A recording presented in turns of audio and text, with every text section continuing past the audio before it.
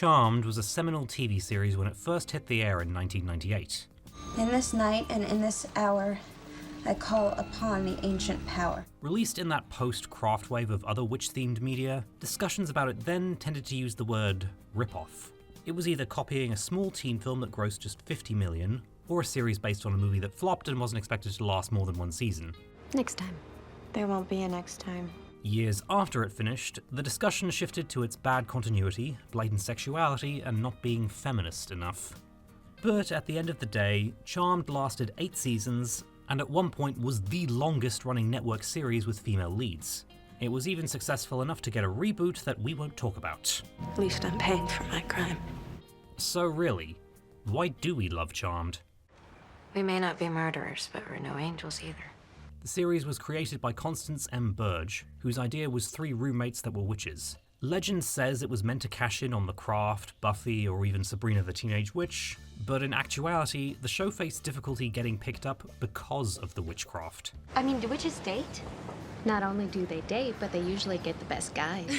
As said before, The Craft made money, but it wasn't the cult classic it is now, so it was more of an inspiration to the writers than something to cash in on. Buffy and Sabrina had little to no faith from their networks, and neither was expected to last. You're the only one who understands me. Yeah, but it doesn't mean I care. Witchcraft just wasn't considered bankable, and it was only when the 3 leads were changed from roommates to sisters that Charmed was picked up. Prudence! Did I miss much? Charmed can easily be divided into 2 eras. Piper, Phoebe.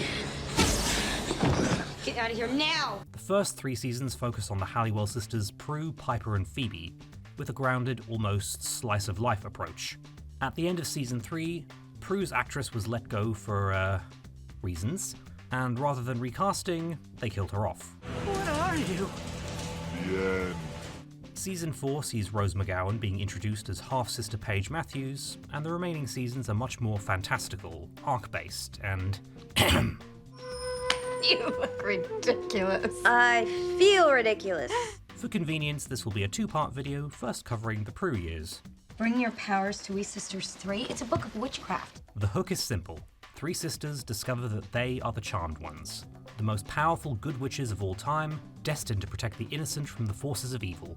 What can't we do? Elder sister Prue gets the power of telekinesis, later astral projection. Middle sister Piper can stop time, later being able to blow things up. Younger sister Phoebe can see the future, and later gets levitation and magical empathy. She's feeling a little suppressed by us.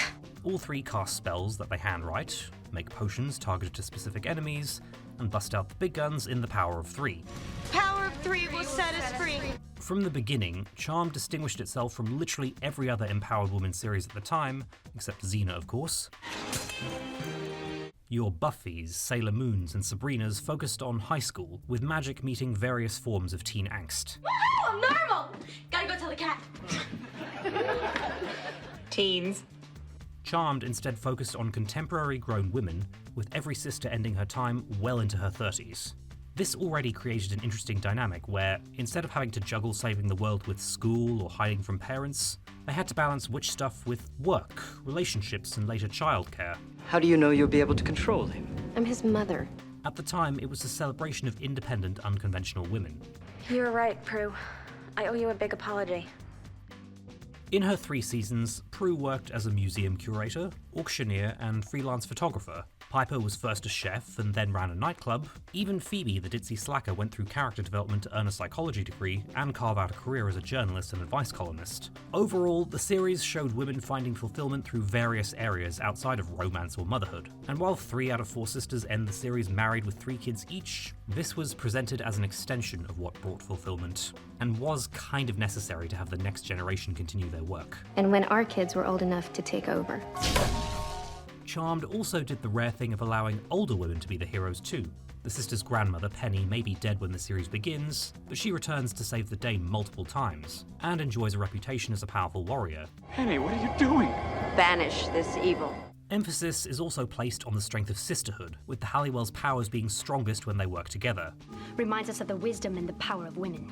And Charmed manages the women supporting women lesson much more effectively than more recent girl power fantasy. And we do good things together. Its statements about female empowerment are likewise shown effectively, rather than told heavy-handedly, a frequent criticism of the 2018 reboot.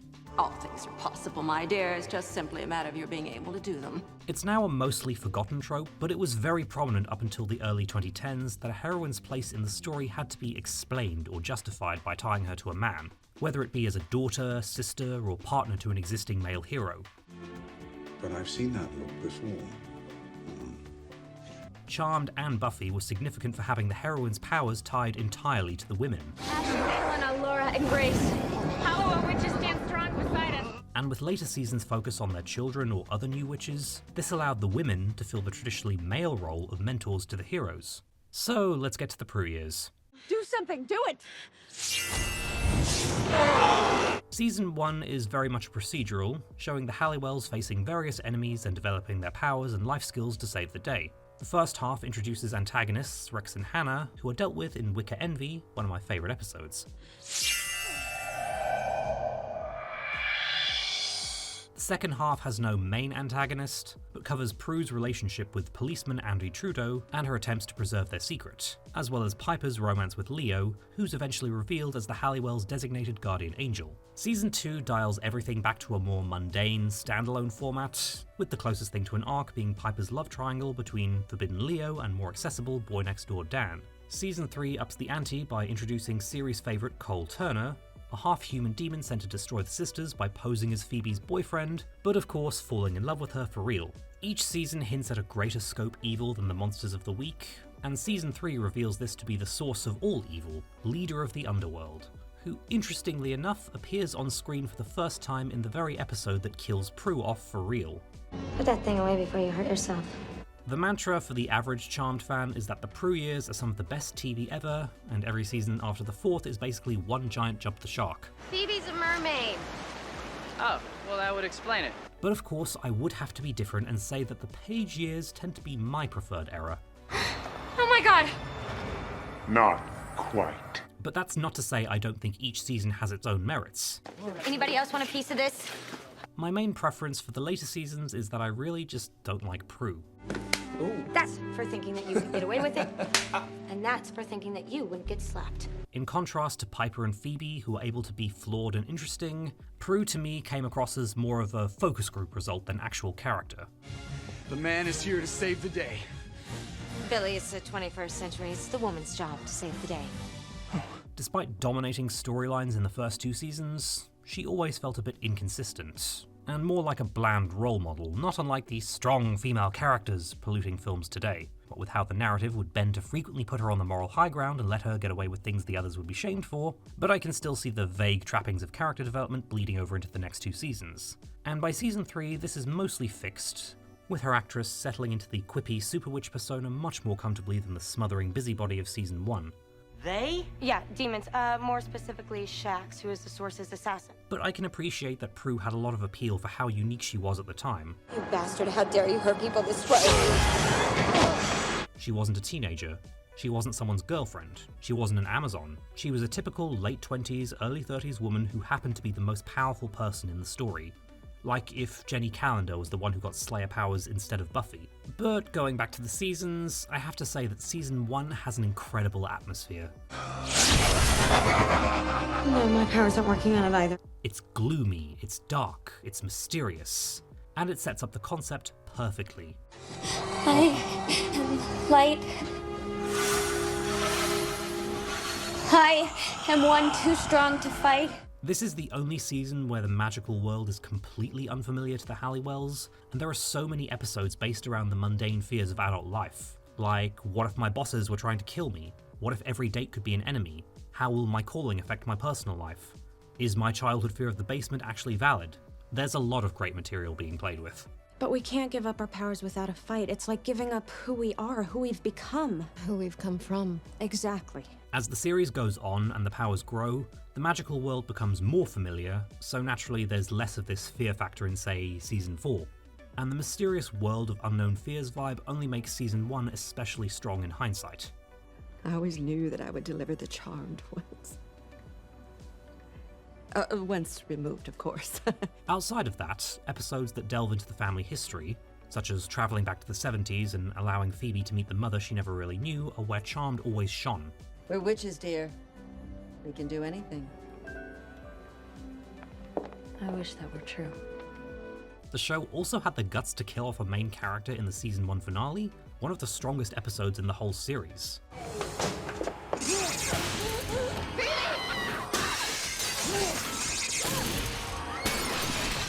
Yes, sometimes it's uneven or melodramatic, and the effects are what you'd expect of a pioneering show finding its feet, but Charmed ultimately succeeded thanks to this strong atmosphere, tight scripts, and most importantly, the chemistry between the three leads.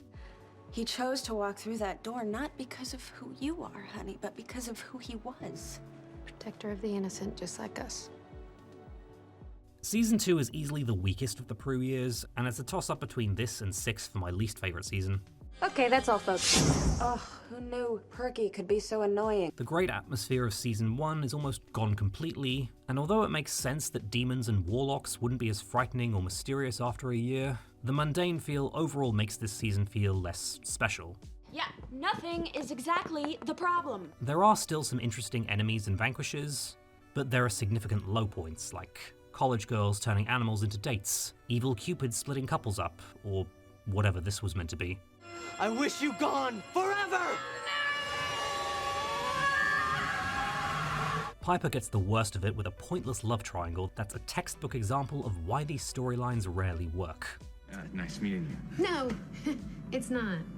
Leo gets an arc of wasted potential involving giving up his powers that they'd revisit to much better effect in Season 7, and it gets resolved in a rather lame way. I want my powers back! I want it back now! Then there's the pointless addition of Jenny, Dan's niece, who seems to have been written by people who really don't like teenagers. Everybody's in charge, but not me. Not ever. Why is that? Despite being in the opening credits, she's gone after 4 episodes before even attempting to do anything with her. But for all its flaws, Season 2 has plenty of strong points. Improved production values for sure, better pacing and choreography for demon battles, and a number of really good standalone episodes. No way of saving Phoebe. This season contains 2 of my favourites in the whole series. Then our future selves will find. Morality Bites, where the sisters visit the future to learn that their own selfishness with magic has led to modern-day witch hunts. He was evil. He deserved what Wrong thing done for the right reason, still the wrong thing. And Phoebe fucking burns at the stake willingly. It has to end with me. Pardon My Past touches on the Halliwell's past lives in the Roaring Twenties, allowing for a really fun aesthetic. Phoebe's past self was actually evil and had to be cursed, which will result in present Phoebe's death. Why do so many of my favourite episodes involve Phoebe dying? I also have a soft spot for chick flick. Hello, privacy. Hello, axe murderer. Which as a horror fan I find a better parody than Scary Movie. I'm being stalked by psycho killers and I hide in the shower. I'll always love this bit.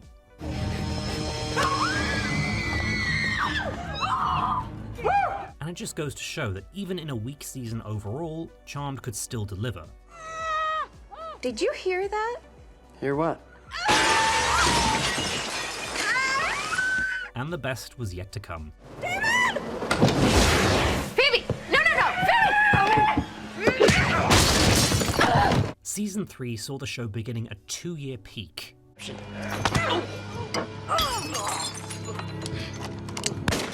It does admittedly feel a bit like Selling Out, with a more action-packed tone, scripts full of quips, lots more skin, and a sometimes evil love interest.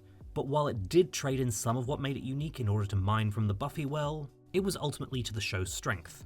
Stairs can be sobering. Okay, what was I supposed to say? That some unknown demon came in to try and steal our magic book and then little trolls came and pushed us down the stairs? Season 3 sees a rapid increase in quality in every department, especially writing and stunts. Stop the clock! We can't afford to keep fixing that thing. This is the season that really ran with the idea of how being witches could really affect the sisters' personal lives, while the first 2 had mainly focused on standard fear of demons and hiding magic from dates. When they said Leo and I had to stop seeing each other or else. Piper's forbidden romance with Leo crosses into territory where it's more than just an inconvenience. Right. Dead is exactly what we're gonna be if they ever find out. And she faces unavoidable heartbreak if they go on as they are. But honestly, if I'm gonna have a meltdown every time I have no idea where he is, then none of us are gonna be able to do our jobs. And while there is an idealistic love conquers all scenario, I don't want to die without ever having been married to you. The answer is yes, Leo. I'd love to marry you. they spend most of the season on probation to prove that their relationship won't create a conflict of interest. And if we had lost that little girl tonight, but we didn't, but we could have. We see Prue struggle far more than she had in the previous 2 seasons, with her obsession with stamping out enemies before they even manifest having plenty of negative consequences. To save your life before it's too late. No demon has defeated me. One episode has her so focused on supernatural threats that she overlooks the mundane danger of a human stalker, and another sees her gaining empath powers she can't handle, and one episode has her learn that she can't save every innocent and has to let the Angel of Death do his thing. You are the ultimate evil. No, I'm not good or evil, I just am. These episodes do a lot to humanize her and make her a more rounded character, as opposed to a bland role model. I'm doing it again, aren't I? That whole pride thing. I swear I'm working on it. It's a constant struggle. The Phoebe and Cole romance will be covered a lot more in the next video, but I do feel it's important to note just how compelling it is. So the rumors are true. You've fallen for a witch. Obviously, the enemies to lovers plot is simple, but there's no denying that when it works, it really works. And the chemistry between Julian McMahon and Alyssa Milano is extremely convincing. I hope we're more than that. Do you? Prove it. One of the most powerful moments in the season comes in Power Outage, where Cole has successfully left the sisters powerless and divided, and is about to kill Phoebe, but he can't bring himself to do it. I can't. Even knowing how the scene ends doesn't stop the tension. We shouldn't do this. The Cole storyline allowed Phoebe's character to be explored in some really interesting ways, since as half human, he was also half innocent. It doesn't change anything, because you're still a demon. I swear, I could probably do an episode by episode video on why season 3 was just so good.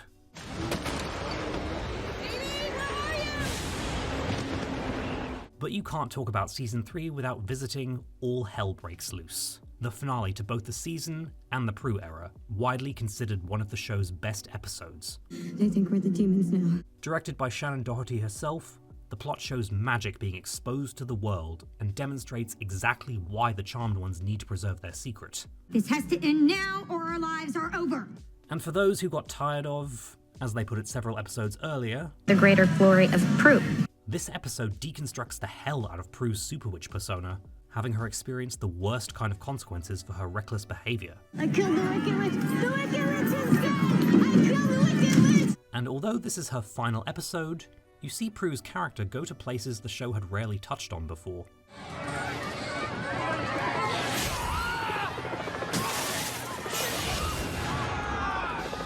The only time Prue ever uses her powers on innocents. And Shannen acts the hell out of both this and Piper's horrifically realistic death scene. Recharge. Clear. Perhaps she could sense that this would be her swan song, but she went out on a high note.